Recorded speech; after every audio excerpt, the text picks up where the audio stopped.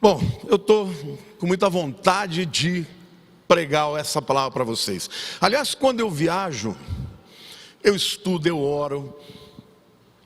Eu já escrevi 3 séries de mensagens inteiras. Assim, estou em ponto de bala, não vi a hora de chegar aqui para pregar na igreja Palavra Viva. Até os meus seguidores no YouTube falavam, pastor, quando é que você vai voltar a pregar na igreja? Porque lá se prega diferente. Estou em casa, né? Estou com o meu povo. Uma outra notícia. Marquei a minha bariátrica.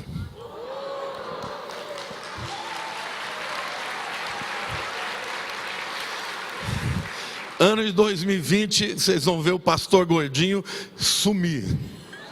Não é doença, é fechar a boca na força. Entendeu? 22 de março, orem por mim, logo depois da conferência, que aí se Jesus me levar, eu já vou para o céu na boa. Não vai levar não, porque eu ainda vou ganhar muita gente para Jesus aqui. Glória a Deus. Gente, nos anos 60 havia um seriado americano chamado The Twilight Zone. A zona do crepúsculo, aquela zona que fica entre o final da tarde e o começo da noite. E essa era uma zona em que o objetivo dela era falar do encontro do sobrenatural com o mundo natural. E alguns dos episódios eram episódios interessantes. Por exemplo, um deles, o indivíduo está comprando numa loja de departamento, ele olha para os manequins e ele começa a enxergar no manequins pessoas. E ele descobre então que pessoas foram sobrenaturalmente aprisionadas naqueles manequins. Um outro episódio, um padre descobre que a vida dele na verdade é um filme. E ele é um protagonista, então ele não sabe qual é a vida real dele, porque a vida que ele acredita ser real é um filme. Um outro episódio fala do indivíduo que está viajando de avião à noite, e quando ele olha pela janela, ele vê um demônio sentado à janela, destruindo o motor do avião. Então as pessoas assistiam a série, aguardando muito, porque ela mexia com esta coisa do sobrenatural. E dentro de um mundo com uma visão naturalista, onde tudo que existe é aquilo que você vê e toca, esta ideia de uma quinta dimensão, de uma dimensão sobrenatural, mexia muito com as pessoas. E até hoje, os blockbusters, os filmes que mais vendem, são os filmes que envolvem o sobrenatural. Mas para nós que somos crentes, o sobrenatural é absolutamente natural. Nós cremos na existência do sobrenatural, assim como cremos naquilo que nós vemos. Sim ou não? Quantos aqui acreditam que existe um mundo espiritual? Quantos creem na vida após a morte? Quantos creem que neste momento que nós estamos aqui, existem outros seres espirituais que estão nos assistindo? Quantos aqui creem nisso? Pois é, o mundo espiritual é um mundo onde existe uma guerra, um confronto entre 2 reinos, entre o reino de Deus e o império das trevas. A base do reino de Deus é a verdade, a justiça, o juízo. A base do reino das trevas, do império das trevas, é a mentira. E pensando sobre isso, hoje eu quero falar para vocês sobre as 4 maiores mentiras de Satanás. Estas mentiras, ele usa muitas mentiras, mas eu acredito que todo esse sistema de mentiras usado pelo diabo e pelos seus anjos, ele tem a ver com estas 4 mentiras que eu vou apresentar a vocês a partir da reflexão de Gênesis capítulo 3, da queda do homem. Amém? Quantos estão prontos para ouvir? Diga amém, em nome de Jesus.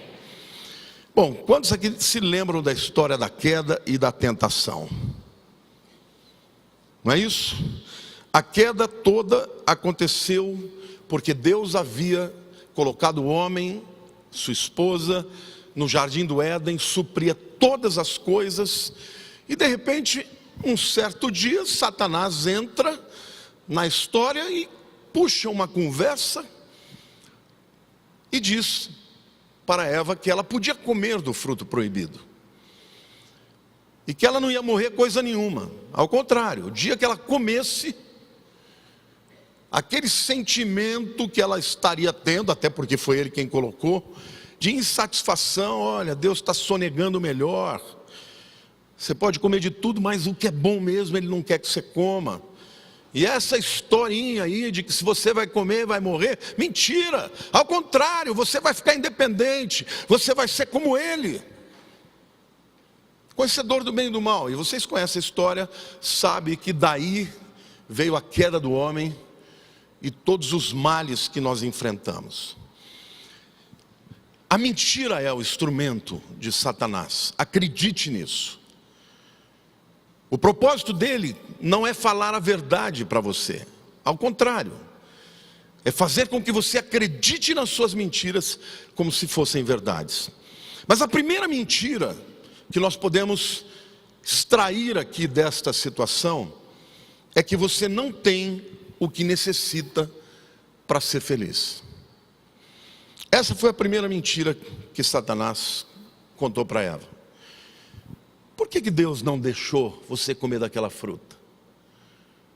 Bem a melhor, Ele não quer que você coma. Você já parou para pensar? E certamente, essa árvore estava no meio do jardim, certamente Adão e Eva passaram inúmeras vezes por ela. Mas foi Satanás quem trouxe a discussão, quem levantou o assunto e disse: a verdade é que Deus não está te dando o melhor. Ele não quer que você seja plenamente feliz. Essa é uma mentira muito usada pelo diabo. Você não tem o que você necessita para ser feliz. Sabe, gente, quantos aqui se lembram daquele jogador, David Robertson? Quantos aqui são mais velhos assim, por volta de uns 50 anos para cima? Quantos assistiam a NBA? Um jogador, David Robertson, vocês vão lembrar, ele jogava no time do Michael Jordan, no Chicago Bulls, tinha um cabelo rosa, era todo maluco, cheio de tatuagem, né? Quando o Chicago Bulls ganhou o primeiro título do Michael Jordan, e o Michael Jordan estava levantando o troféu, o David Robertson conta que ele olhou para aquilo e ele pensou assim: estou eu aqui, 5 carros importados, 2 mansões, com dinheiro na conta, mais do que eu nunca imaginei que ia ter, muito mais. E por que é que eu estou olhando para o Michael Jordan e estou pensando assim: mas ele tem muito mais que eu.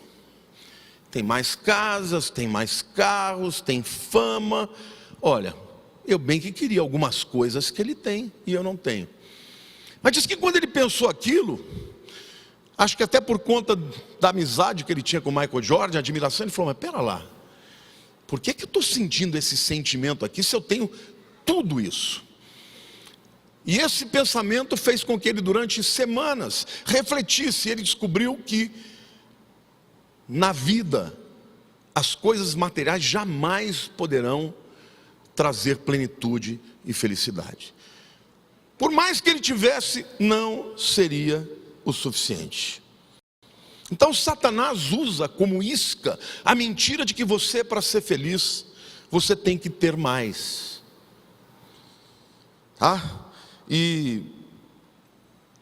Não sou feliz porque não tenho aquela mulher, que não é minha, que é do meu amigo.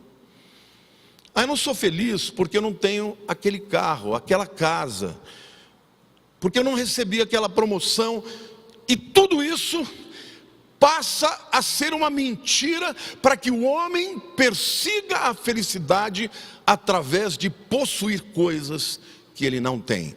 E aqui eu quero deixar bem claro que eu não estou dizendo que você desejar progredir na vida, crescer profissionalmente, adquirir coisas, que isso seja pecado. Não é. Uma pessoa que não tem ambição não progride. O que eu estou falando é fazer dessas coisas o objeto da sua felicidade. Eva tinha, como Adão, tudo o que necessitava. Mas a partir do momento que ela acreditou na mentira do diabo, de que a felicidade dela estava naquela fruta, ou naquele fruto, muitas coisas ruins aconteceram a partir disso. Então, Satanás continua usando essa mentira hoje. Ele continua dizendo que você não é feliz, porque Deus está sonegando algo que você deseja. Sonegando algo que você crê que seria o instrumento da sua plenitude. A sequência desse entendimento, ou de acreditar nessa mentira: inveja e ciúmes. Tiago capítulo 3, preste atenção, porque aqui o apóstolo está afirmando literalmente que a raiz dos males humanos vem daí.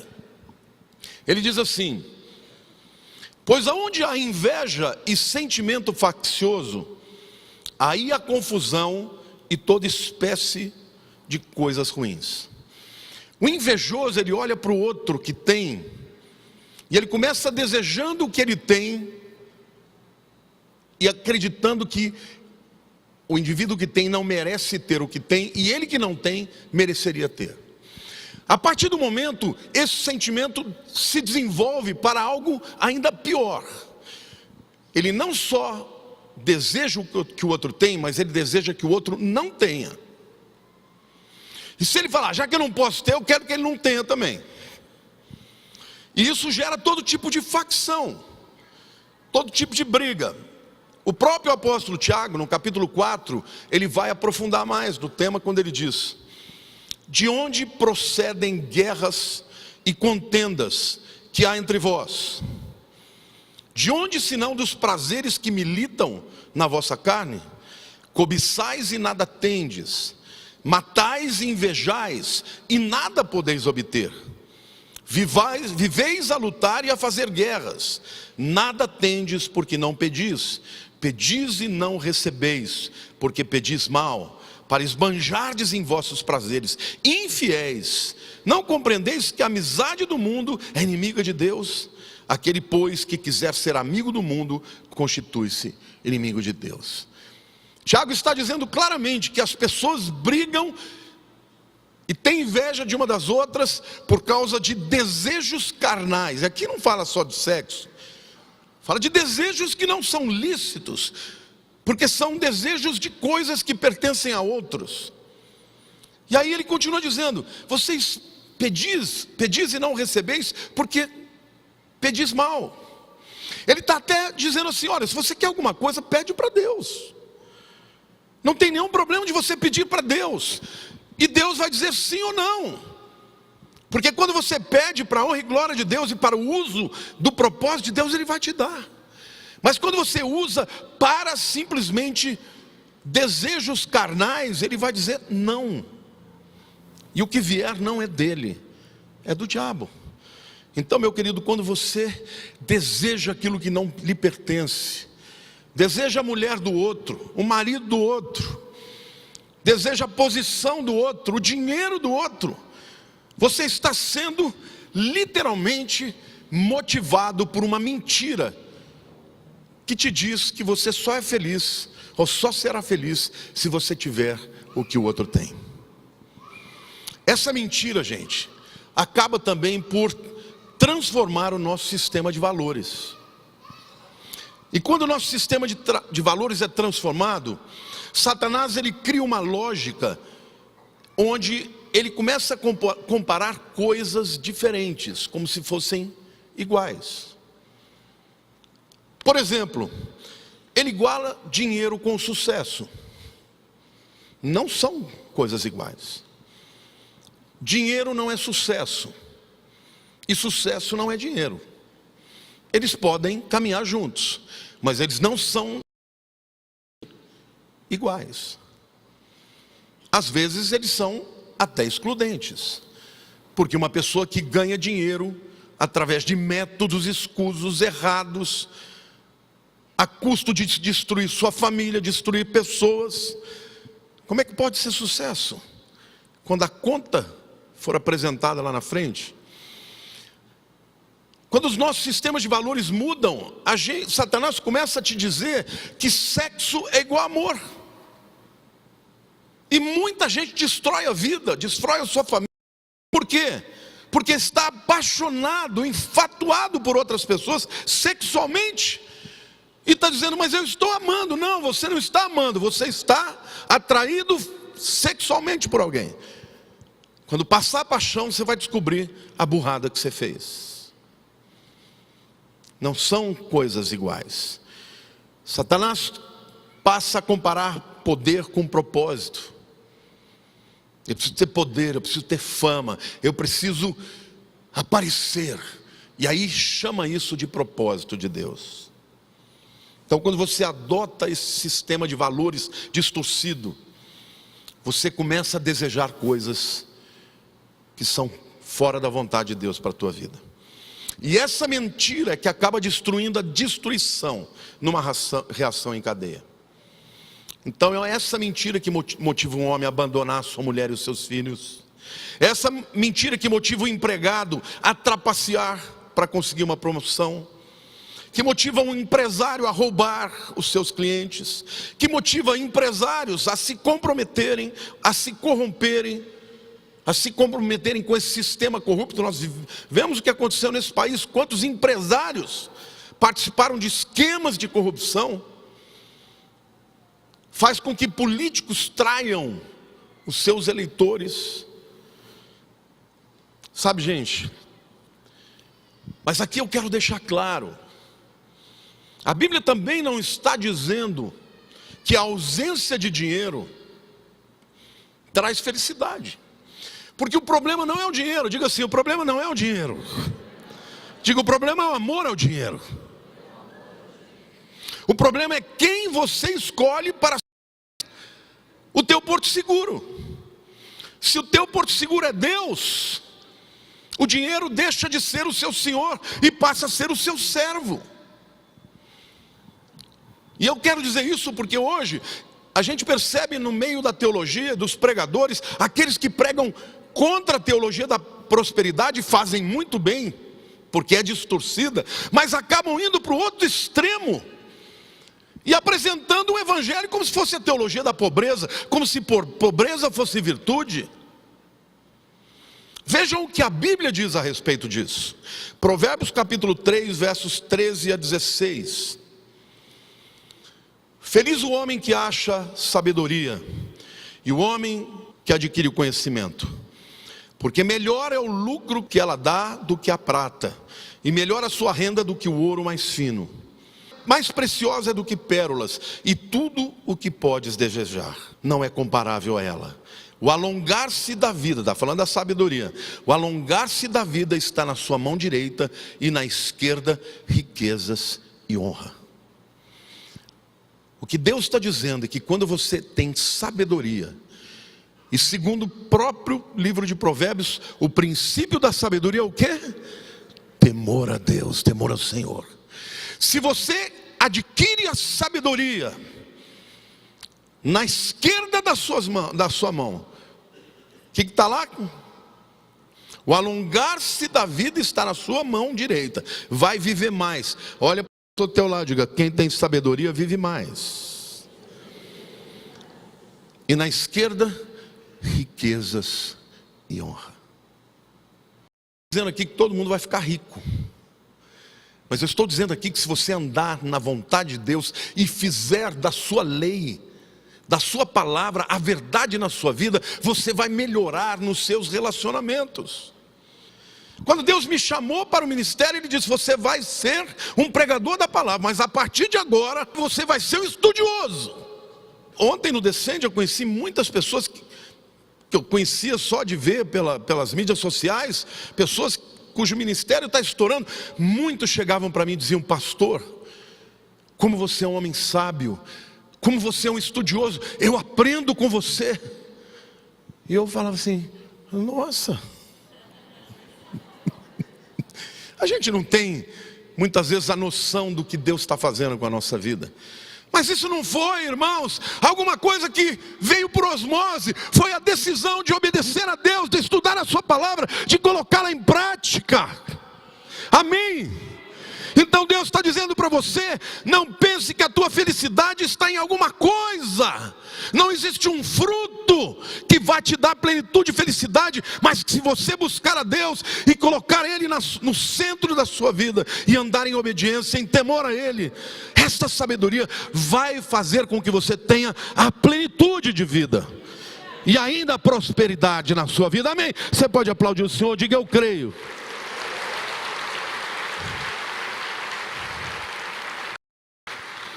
A segunda mentira de Satanás é que você está no controle do seu destino.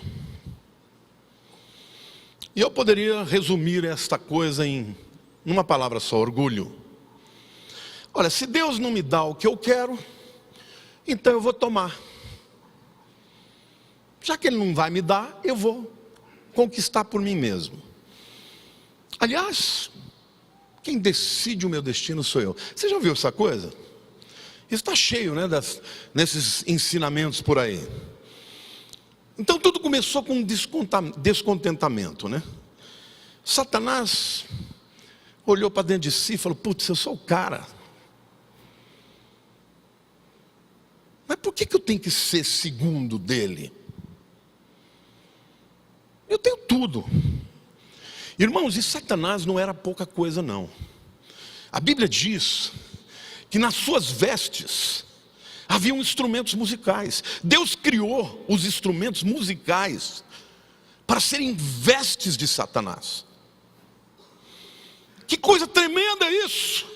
Quando fala que ele era aquele que apresentava e que guardava a glória de Deus diante do trono, era ele que era o ministro de louvor. Por isso que Satanás odeia tanto os ministros de louvor. E por isso que tantos ministros de louvor caem quando começam a ter orgulho. Porque esse é o caminho do diabo. E ele então começou a se achar. Ele falou: o quê? Eu não quero ser o segundo, eu quero ser o primeiro. E eu vou tomar o que eu quero. Ninguém vai me impedir, nem Deus. Eu subirei aos céus e colocarei o meu lugar, o meu trono acima do Altíssimo, dentre as estrelas. E quando fala das estrelas, está falando dos anjos. E o poder de persuasão dele foi tão grande que 1/3 dos seres celestiais o acompanharam. Então, do descontentamento veio o orgulho. Do orgulho a independência. Da independência a desobediência. Da desobediência a rebelião. Da rebelião a queda. Agora, eu sempre pensei: mas como assim, gente? Como é que esse camarada teve a petulância de achar que ele podia destronar Deus? Sabe como, irmãos? Ele acreditou na sua própria mentira. Lá em Ezequiel capítulo 28, versículo 17, a Bíblia diz: elevou-se o teu coração por causa da tua formosura, corrompeste a tua sabedoria por causa do teu resplendor. Lancei-te por terra, diante dos reis te pus, para que te contemplem. Esse comportamento de achar que é mais do que é, a psicologia chama de delusion, ilusão. O cara entra numa neura de achar que ele é mais do que ele é. Isso é comum quando uma pessoa, por exemplo, não tem nada e de repente ganha um pouco de dinheiro. Gente, sabe o Neil Rich, aquele cara que acabou de ganhar dinheiro e fica insuportável? É isso. A pessoa começa a achar que ela é. E isto acaba levando a outras consequências. E ele se esqueceu que ele era criatura e que Deus era o Criador. E ele então começou a acreditar que ele era responsável pelo seu destino. Deixa eu dizer uma coisa para você: você não é responsável pelo seu destino. Sabia disso ou não? E ele, quando se aproxima de Eva, ele fala a mesma coisa. Você escolhe o seu destino. Que negócio é esse? Não pode comer o que você quer? Come, paga para ver, a hora é essa. Não perde a oportunidade não. Porque se você não pegar agora, vai passar, o cavalo vai passar. Pode comer que você vai ser como Deus, conhecedor do bem e do mal. Porque é Ele que tem que decidir para você. Você vai decidir. E essa mentira fez Eva se esquecer de que tudo que ela tinha vinha de Deus. Há um poema muito conhecido, Invictus, que foi inclusive recitado pelo grande libertador sul-africano, o Mandela, Nelson Mandela. Esse poema é do William Ernest Henley. Eu traduzi para vocês. Ele diz assim: do fundo desta noite que persiste a me envolver em breu e terno espesso, agradeço a qualquer Deus, se algum existe, por minha alma insubjugável. Por ser estreita a porta, eu não declino, nem por pesada mão que o mundo espalma. Eu sou dono e senhor do meu destino. Eu sou comandante da minha alma. Já ouvi ele dizer isso? Isso é citado em muitos lugares. Quando eu me lembrei da citação dele, eu fui pesquisar quem era e descobri o poema como um todo. Você não é o capitão do teu destino. Existem muitas coisas que fogem da sua decisão. Um câncer agressivo, uma traição de um companheiro, uma bancarrota, uma situação de guerra, um acidente. Você não controla a sua vida e tampouco a sua morte. Saiba disso. A Bíblia diz: louco, esta noite pedirão a tua alma. Então o homem que acha que pode decidir contra Deus, porque Ele é o Senhor do seu destino, ele é louco. Salmo capítulo 100, versos 3 a 5 diz assim: sabei que o Senhor é Deus, foi Ele quem nos fez, e dele somos o seu povo e rebanho do seu pastoreio. Entrai por suas portas com ações de graças, e nos seus átrios com hinos de louvor, aleluia. Rendei-lhe graças e bendizei-lhe o nome, porque o Senhor é bom, e a sua misericórdia dura para sempre, e de geração em geração a sua fidelidade, aleluia.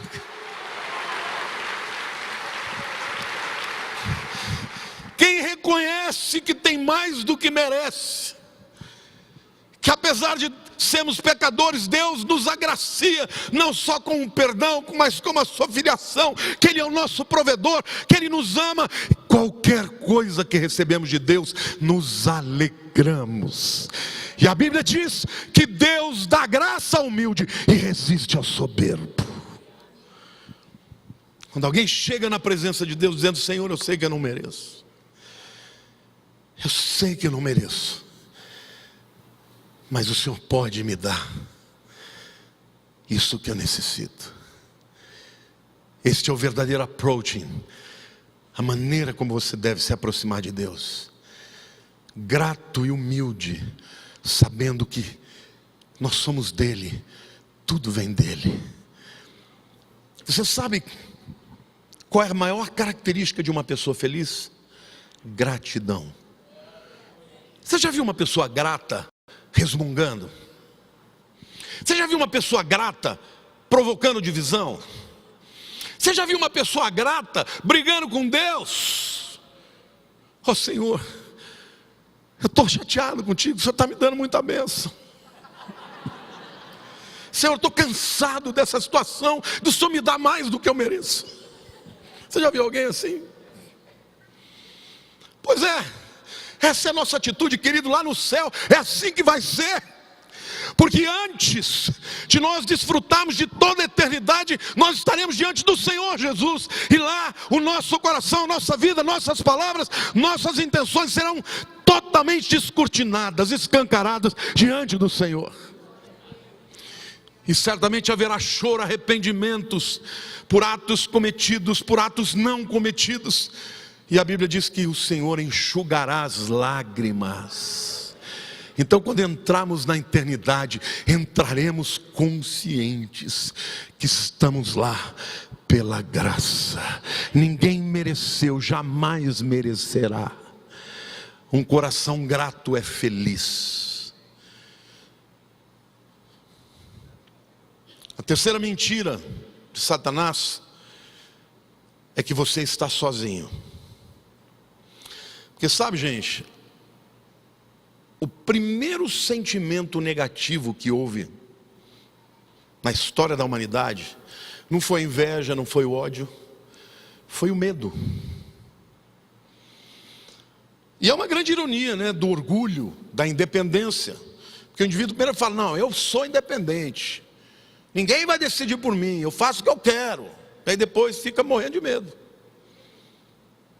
Ai, será que eu tomei a decisão certa? Será que eu estou sozinho? Será que eu estou por minha conta? Tá. Porque quando você escolhe dizer não para Deus, ah não, você não quer fazer minha vontade, então tá bom. Fique à vontade. Então, a despeito das afirmações, né, de autoconfiança, pessoas acabam descobrindo, irmãos, da maneira mais difícil, que nós não somos comandantes dos nossos destinos. Nem tudo que acontece a você, você tem controle. Existem muitas coisas das quais você não tem controle.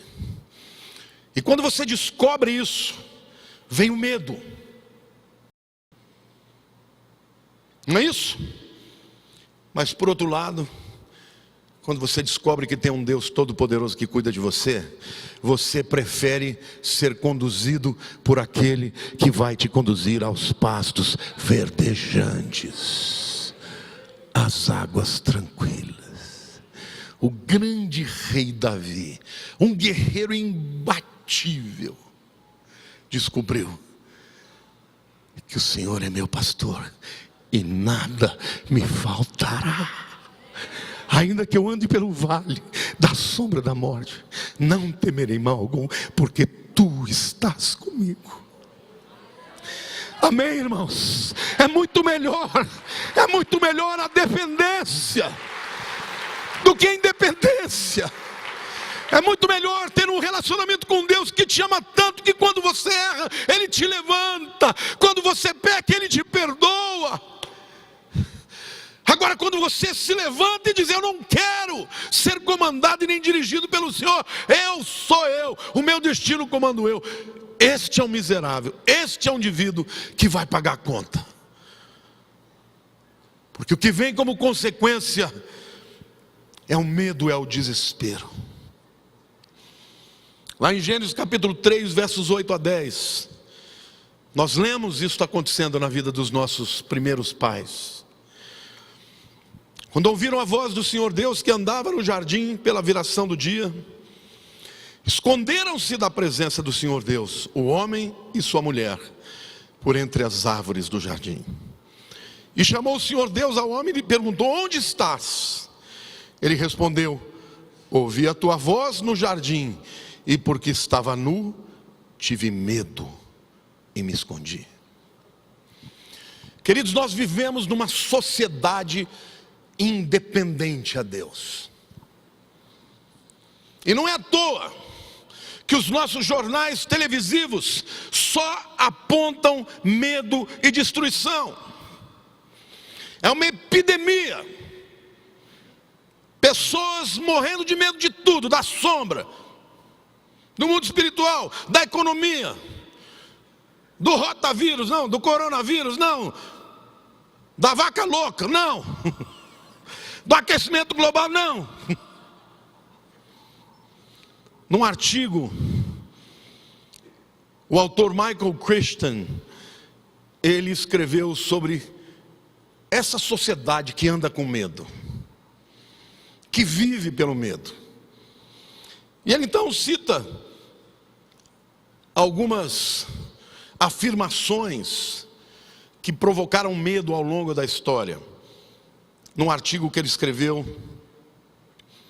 chamado Vamos Parar de Amedrontar a Nós Mesmos. Em 1975, a revista Newsweek advertiu que as temperaturas do mundo estavam caindo muito e que dentro de algumas décadas iria faltar comida, porque não haveria colheitas. 10 anos depois, os cientistas estavam falando de aquecimento global. Espera lá, o mundo vai esfriar ou vai esquentar? Não importa, eu estou com medo de qualquer situação. Nos anos 80, aliás, nos anos 60, 1960, ele diz, nós fomos advertidos do perigo da superpopulação. E ele disse que no ano 2030, o mundo ia ter 14 bilhões de pessoas. Mas no final do século XX, o nível da fertilidade caiu pela metade. E nós estamos no ano 2021 com 7 bilhões. Muita gente temeu sem necessidade. A verdade é que a relação entre o medo e sociedades independentes de Deus não é aleatória. É consequência natural. Quem teme ao homem, diz a Bíblia, armas ciladas. Mas o que confia no Senhor, descansa em segurança. Repita comigo, quem teme ao homem, armas ciladas. Mas quem confia no Senhor, descansa em segurança. Quantos aqui estão passando por alguma grande luta? Você confia em Deus?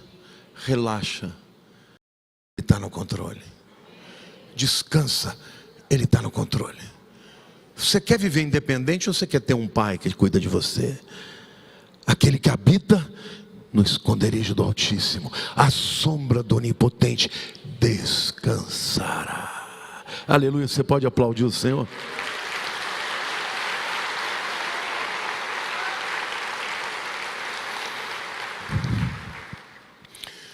Diz que o grande Martinho Lutero, certa vez Satanás apareceu para ele acusando. E ele disse para o diabo, nada do que você me disser vai me convencer, porque eu descobri que a salvação é pela graça. Todos os pecados que você está me acusando são verdadeiros, mas já foram pagos por Jesus na cruz. Chegou de madrugada no mesmo dia, pode aplaudir, aplauda o Senhor. Eu gostei da sequência. Na madrugada, o diabo sentou no pé da cama dele. E ele acordou.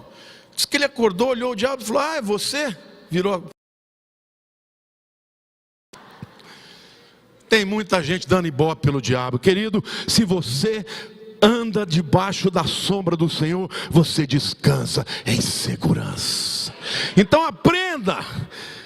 Quando você opta por deixar que Deus conduza a tua vida, você vai ter como consequência segurança, confiança, descanso. E aquele que opta pela independência, pela rebelião, vai viver com medo. Medo do futuro, medo da sombra, medo de tudo.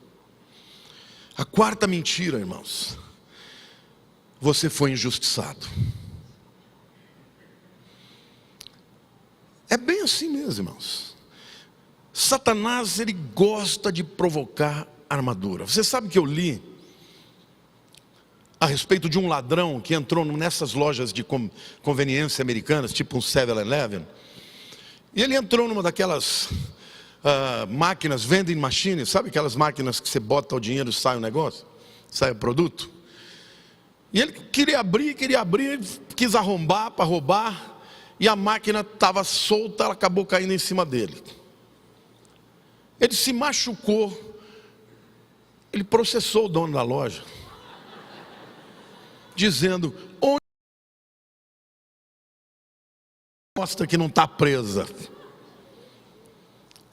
O camarada não foi culpar o fato dele estar com más intenções e querer roubar. Ele pôs a culpa no outro. E é exatamente o que Satanás ensina a todos aqueles que lhe seguem. Porque depois que a pessoa peca e decide andar fora da vontade de Deus, ela descobre que fez a coisa errada. Aí ela precisa achar um culpado. E no diálogo que Deus teve com Adão e Eva, começou com Eva. Por que você comeu da fruta? Não, começou com Adão. Adão, por que você comeu da fruta? Ah, foi Eva, a mulher que o Senhor me deu, que me deu para comer. Aí Deus falou para Eva, por que você comeu? Foi a serpente que o Senhor pôs no jardim, que me deu para comer. E se você perguntar para a serpente, por que você está aí? Porque o Senhor me fez cair. Você conhece gente assim? Você conhece esse povo que tem uma cultura do vitimismo? É o mimimi. É a cultura do mimimi. Eu sou assim por causa disso. Ah, foram meus pais, foram meus ancestrais. Foi Pedro Alves Cabral. Por que eu nasci no Brasil e não nos Estados Unidos? E vai. E essa culpa vai indo até chegar em Deus. Então essa é a mentira. E é engraçado. Este é o caminho natural, meu querido.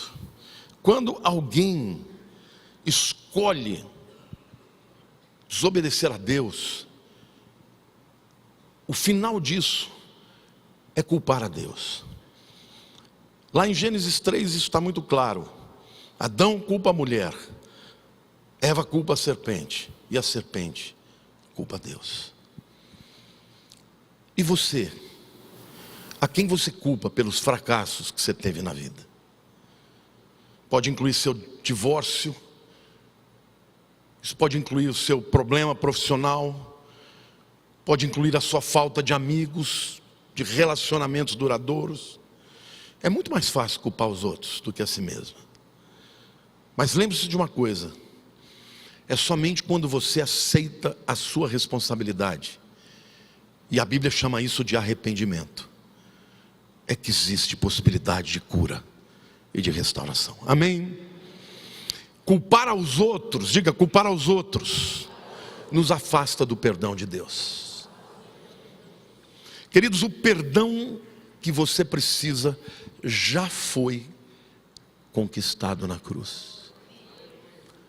É incrível como esta mentalidade está incrustada na vida das pessoas. Muitas pessoas vêm me procurar conselho, e quando eu falo, eu aponto o erro.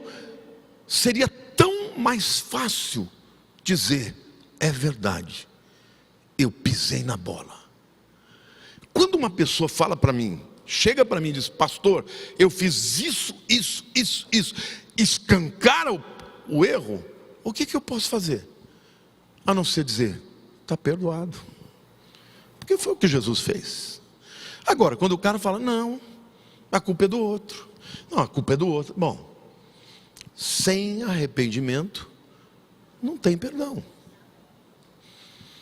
Isso vale para Deus, isso vale para tua esposa, isso vale para o teu marido, isso vale para o teu chefe, isso vale para as pessoas com quem você convive. Quando uma pessoa chega para mim e admite um erro, a única coisa que eu posso fazer é perdoá-la, porque eu também erro. E quando Jesus nos ensina a orar, é perdoa as nossas dívidas, assim como perdoamos aos nossos devedores. Eu sempre perdoo, irmãos. Sabe por quê? Eu falo para Deus, Deus, vai vendo. Eu perdoo. Eu também quero ser perdoado. Não é lindo isso? Para que culpar o outro? Para que culpar a vida? Para que culpar a Deus? Quando a culpa, na maioria das vezes, é das nossas próprias escolhas. Culpar aos outros, portanto, nos torna escravos do ressentimento. Você sabe que tem uma tribo na África que ela tem como a principal delicacy, tem a principal, vamos dizer, como é que chama? Essas coisas gostosas, como é que chama? Quando você quer comer, por exemplo, um chocolate. Guloseimas.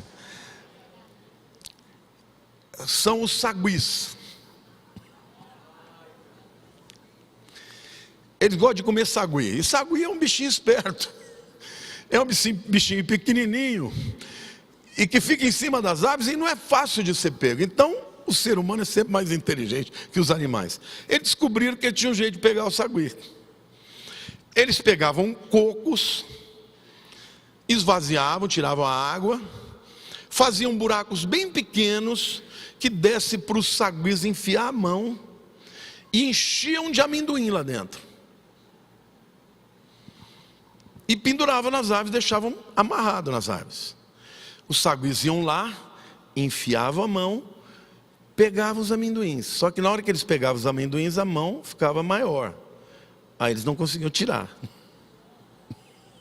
Que dó, que maldade, né? E ele chegava então com as zarabatanas, e o saguizinho não sabia se ele abria a mão do amendoim ou se ele fugia com a sua própria vida. Quase 100% das vezes ele não queria abrir mão do amendoim e morria por causa disso. Gente que não abre mão de ressentimento é que nem esse sagui, fica preso, é presa fácil para Satanás. Meu irmão, deixa o amendoim, vai embora, deixa o amendoim que fizeram contra você. Deus tem coisa melhor para você. Amém? Aplauda o Senhor.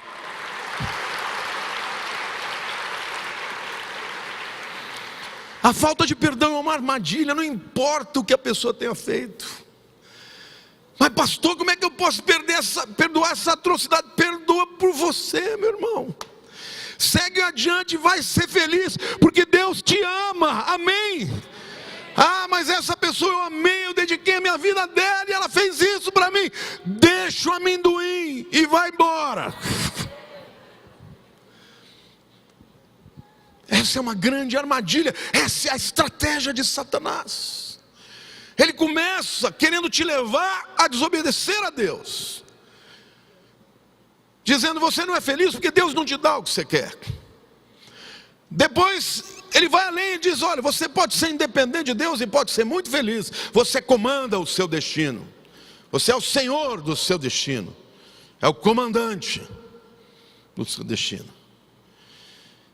E aí vai mais. Isso gera medo, gera ressentimento, gera culpa para Deus. Pessoas ressentidas com Deus não se arrependem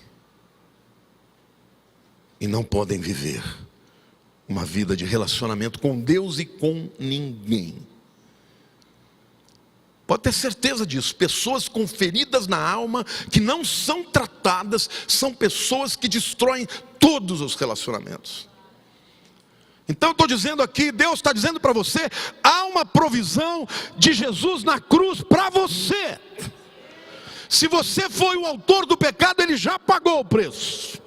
Mas se você foi o receptáculo, se você foi o objeto do ódio, do erro, da violência de alguém, solta o amendoim e vai embora para a liberdade, porque foi para Cristo, para a liberdade que Cristo nos libertou. Amém, igreja? Você pode aplaudir o Senhor, você pode dizer: eu quero viver assim.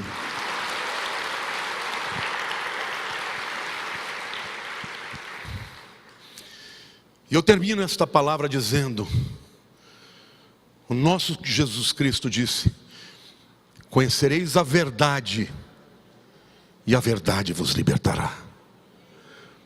A verdade, ela pode ser o antídoto para o sofisma, para a mentira, para aquele engano de você acreditar que a tua felicidade está em outra coisa, ou em outra pessoa que não seja Deus.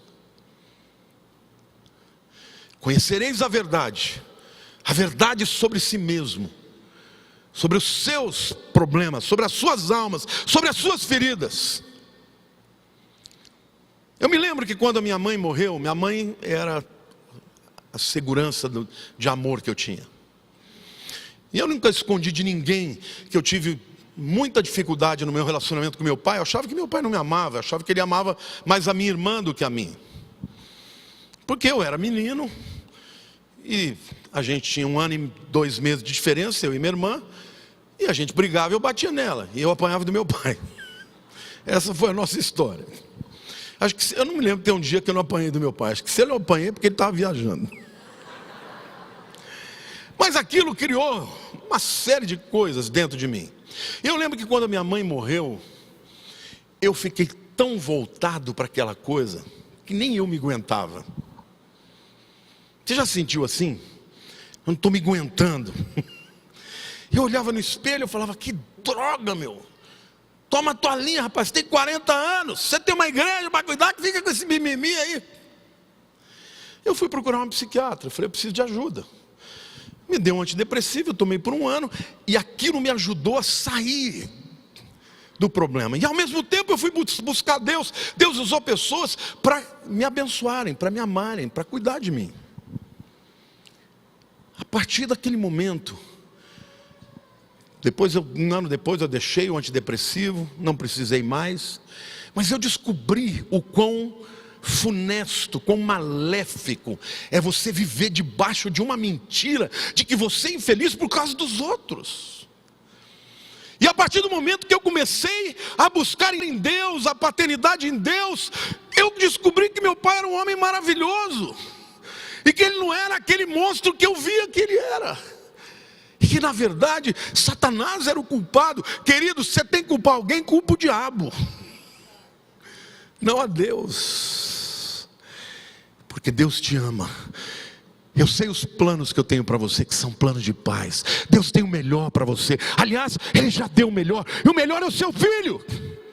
E se Deus não poupou o seu próprio filho, como eu, juntamente com Ele, não nos dará todas as outras coisas?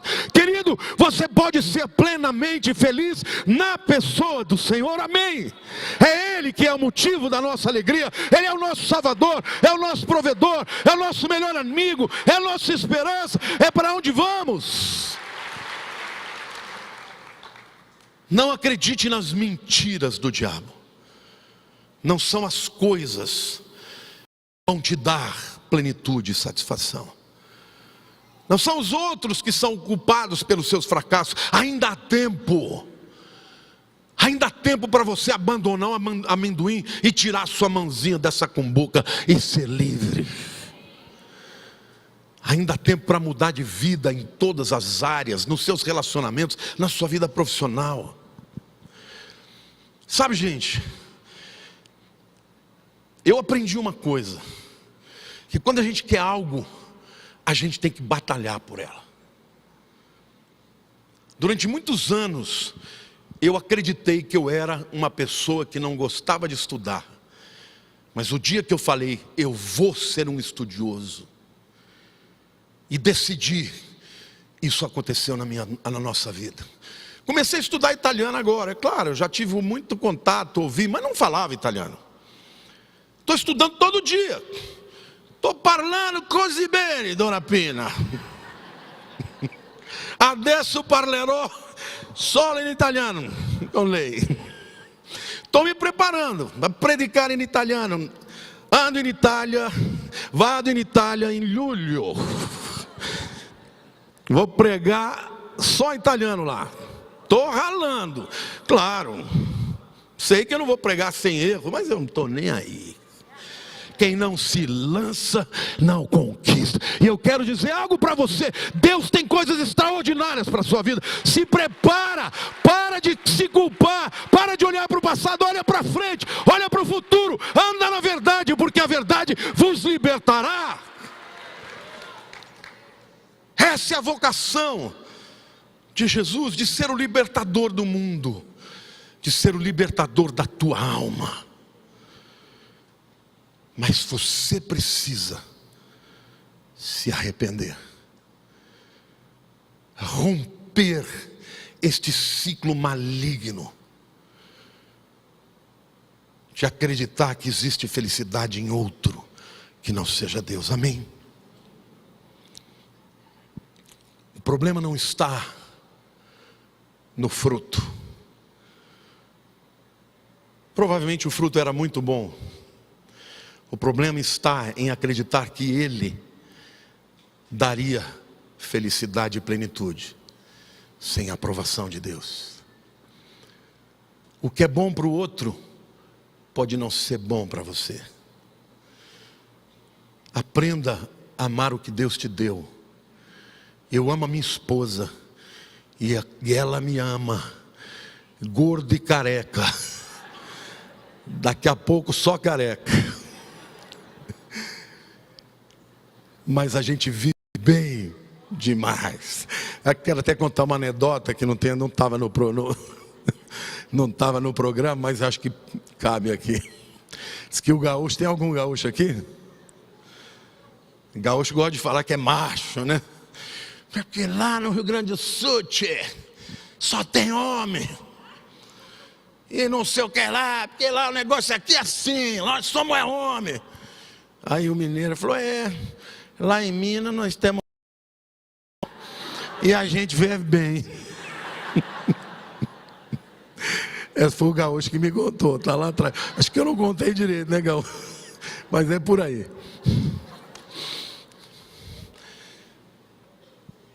Meu amado, ande na verdade. Nós estamos vivendo num tempo onde o maior ataque de Satanás é contra a verdade. A era pós-modernista. O mundo está querendo fazer você acreditar que as causas dos males humanos é a visão judaico-cristã. É a verdade do Evangelho. Não acredite nisso. Conhecereis a verdade e a verdade vos libertará. Conhecereis a verdade e a verdade vos libertará. Amém? Feche os seus olhos.